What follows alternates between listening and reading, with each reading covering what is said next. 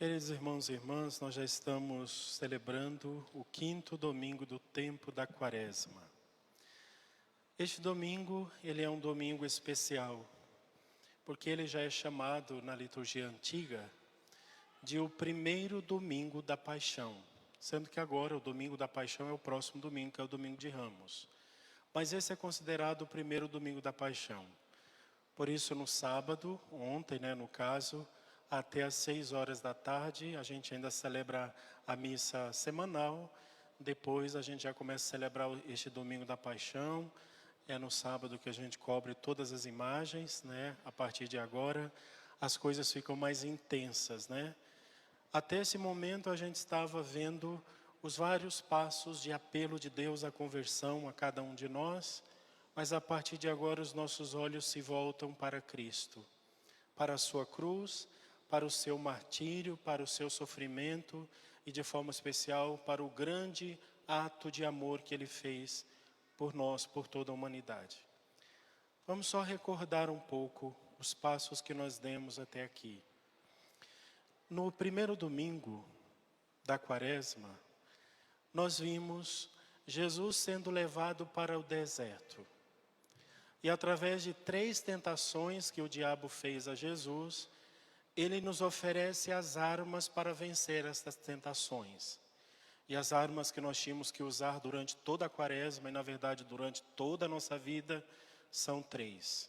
A oração, a penitência, o sacrifício e a esmola. São 3 armas.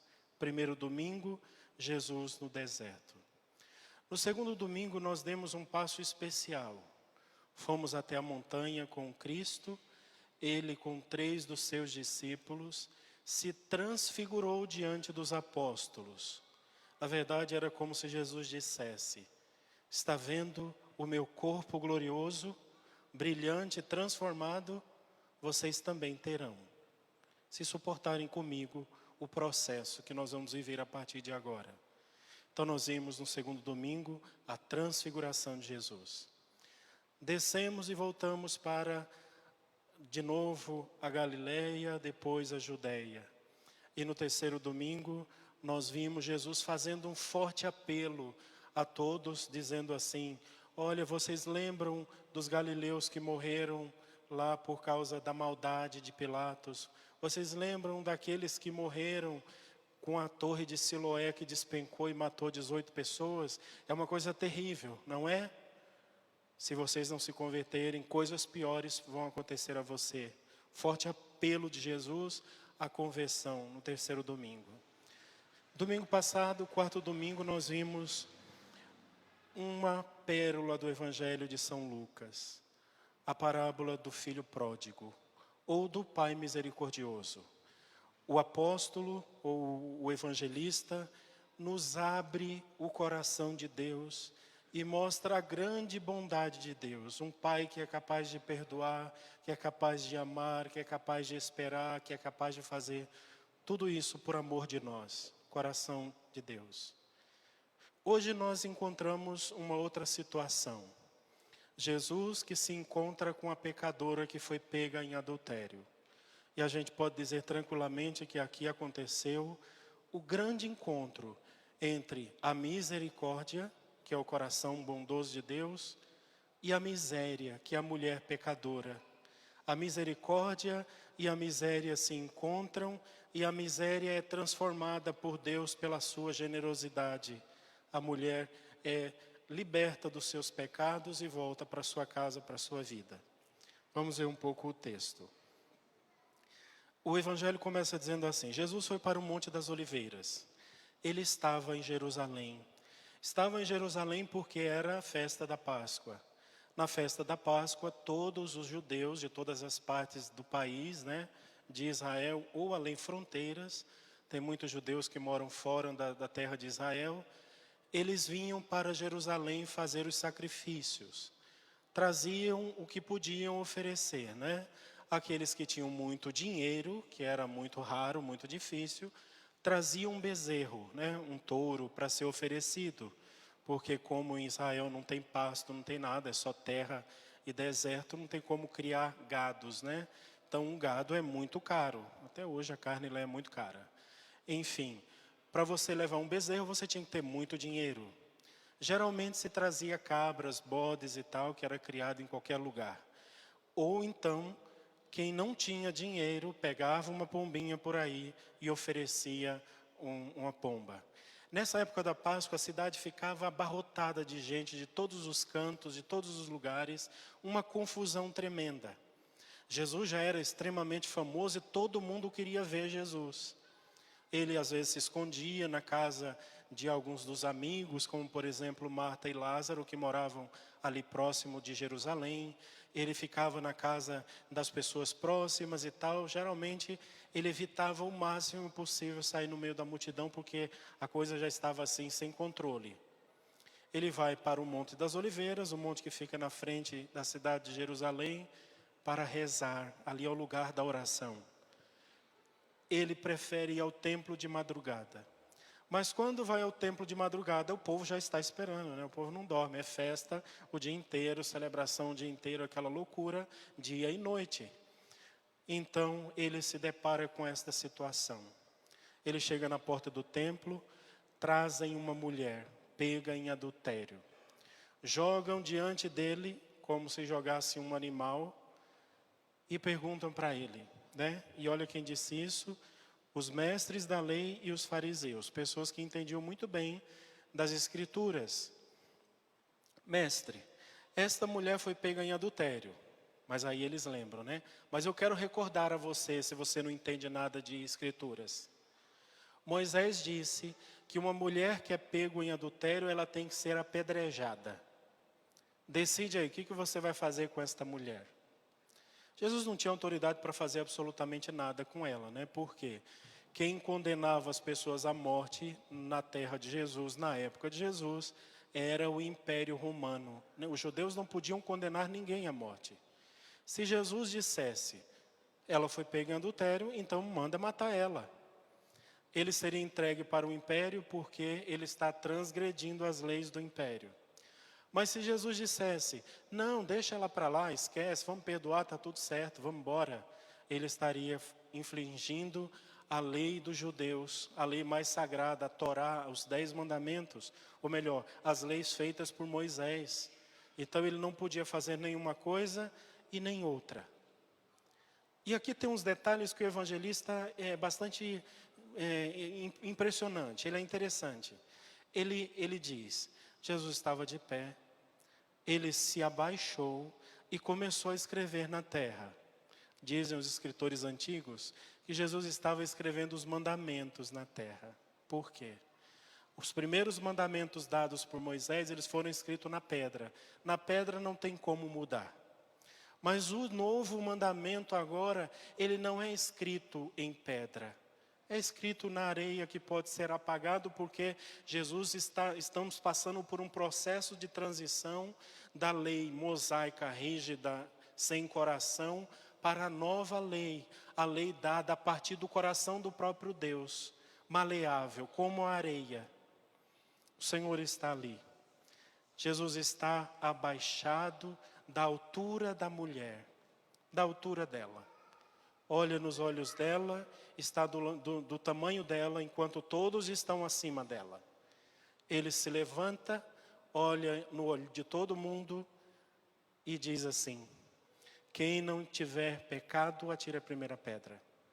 Na verdade, Jesus disse assim, né, com as minhas palavras, vocês não valem nada, são todos pecadores, todos miseráveis. Por que vocês querem apedrejar esta mulher, sendo que até alguns de vocês aqui certamente já se deitaram com ela?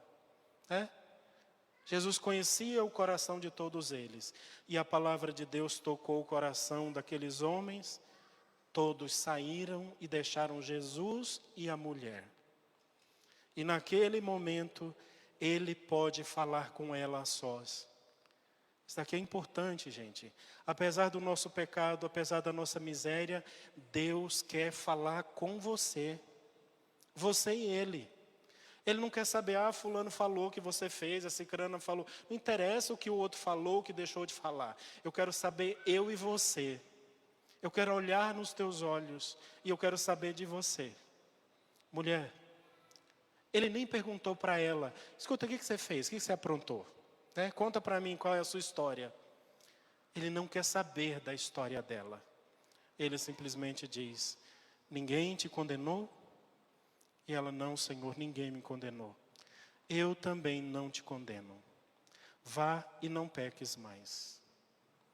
Vejam a misericórdia que se encontra com a miséria, que se funde num laço de amor eterno e ela é consumida pelo amor de Deus. Eu não sei se vocês sabem desse detalhe, mas na missa, daqui a pouco, quando a gente está preparando as ofertas, né, para apresentar no altar, a gente traz o cálice com vinho, o padre pega uma gotinha de água e coloca dentro do vinho e faz a seguinte oração: pelo mistério desta água e deste vinho, possamos participar da vossa divindade, né? Ou seja, a água que é uma gotinha de nada, que cai dentro do sangue precioso de Cristo e desaparece. Exatamente isso. O Senhor bondoso e misericordioso assumiu o pecado daquela mulher e perdoa. Mas aí depois ele aconselha ela, ele dá uma ordem a ela: vá e não peques mais. E foi justamente este fato desta mulher que começou o processo de morte de Jesus. Aí começou a acusação, daqui a pouco à noite ele já vai para os últimos dias, na próxima quinta-feira à noite ele já é levado para o cenáculo, para a última ceia da Páscoa, para a última refeição, depois ele é levado prisioneiro, carregado, e aí acontece tudo que nós vamos ver durante todas essas semanas aí, né? Mas começou aqui. A misericórdia de Deus, que é generosa, precisa ser destruída, né? Isso daqui é importante e agora eu termino. É o seguinte: por que que Jesus diz à mulher, vai e não peques mais? Porque o pecado, me perdoe o palavrão, o pecado é uma desgraça. O pecado é terrível. A gente não entende a gravidade do pecado. Nós entendemos a gravidade das doenças humanas, né? Das nossas doenças. Se você vai ao médico, está com uma dor de estômago. Chega lá, está com uma dor de estômago, o médico diz assim, não é nada não, toma aí um omeprazol e está tudo bem, amanhã você já está bom de novo. Está ótimo, você vai para casa tranquilo. Mas se você chegar com uma dor de estômago no consultório médico e ele disser, olha, amanhã a gente já vai começar a fazer a quimioterapia. Aí você entra em parafusos. Mas para uma doença tremenda, terrível como o câncer, precisa de um tratamento terrível. E por que que o nosso pecado precisou da morte do próprio Deus? Por que que nós achamos que pecar não tem nada a ver? Não, todo mundo faz. Deus é misericordioso, Deus é bondoso, não vai dar nada não. Vamos viver a nossa vida à vontade, vamos ser felizes aqui na terra. Carpe diem, viva o hoje, porque amanhã a gente não sabe. Vamos aproveitar tudo que a gente vai aproveitar, se é pecado ou não. Isso ainda já não interessa mais, né? Muita gente fala assim. Mas se não interessa mais e se não é tão terrível, por que que Jesus derramou todo o seu sangue na cruz? Justamente porque é algo terrível. Algo que nos mata para sempre, que mata a alma. É algo que não é apenas o nosso corpo que adoece e morre, mas a alma que morre definitivamente. E é por isso que exige algo tão terrível como a morte de Cristo. Nós só seremos cristãos de verdade e só compreenderemos a grandeza do perdão de Deus quando nós formos movidos pelo Espírito Santo e tivermos o coração de São Paulo. Vejam o que São Paulo escreveu hoje aos Filipenses. Ele disse assim, irmãos, na verdade eu considero tudo como perda, diante da vantagem suprema que consiste em conhecer a Cristo, o meu Senhor. Para ganhar a Cristo e ser encontrado unido a Ele, eu considero tudo como lixo. Paulo era nascido em Tarso, ele era fariseu, ele estudou na melhor escola de Jerusalém, ele era poliglota, falava várias línguas, era de família rica, tinha também a cidadania romana, era um homem extremamente importante. E diante de Cristo, ele diz: lixo, tudo lixo.